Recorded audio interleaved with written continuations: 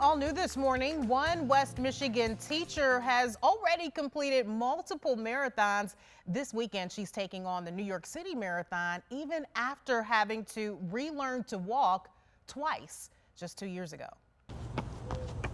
I've been a runner my whole life. I started with Girls on the Run when I was in elementary school. I ran cross country and track in middle school, high school, college. I ran at Western Michigan University. Naturally, she says the next step was to take on marathons. I know it's a little crazy. Though her very first one didn't go so well. I didn't really train for it, so I just showed up on race day and ran.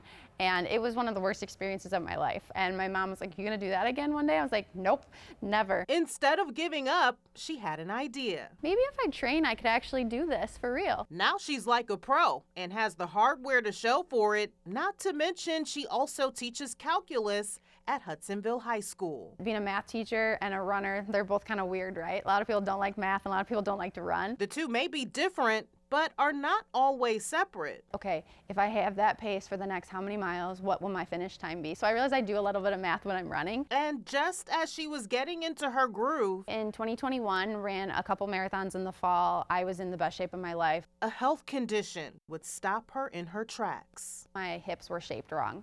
So my femur, instead of, your femur fitting in your hip socket and rotating the way it's supposed to, I had extra bone growth on the head of my femur.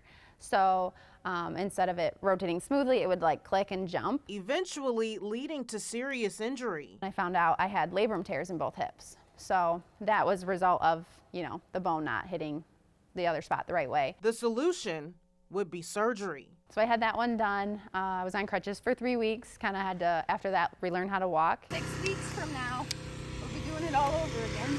And then 3 weeks after that, I did the other one. So then I did the other side and started all the way over. Just months after that, she was back on her feet, even slowly beginning to run again. And then I found out that spring I had to have a knee surgery because I had some cartilage damage. None of that was stopping her from running the world. Since all of those surgeries, I've ran 3 marathons now after them, and then New York will be number 4. Including in Berlin just weeks ago. Seen here training using an anti-gravity treadmill. So you wear like special shorts that zip into it, and it uses air pressure to like lift your body weight off. So I could run at 85% body weight, which significantly reduces, the impact on both of my hips, the impact on my knees and joints and stuff. Ready to take on her 4th world major event and 11th marathon Sunday at the NYC Marathon.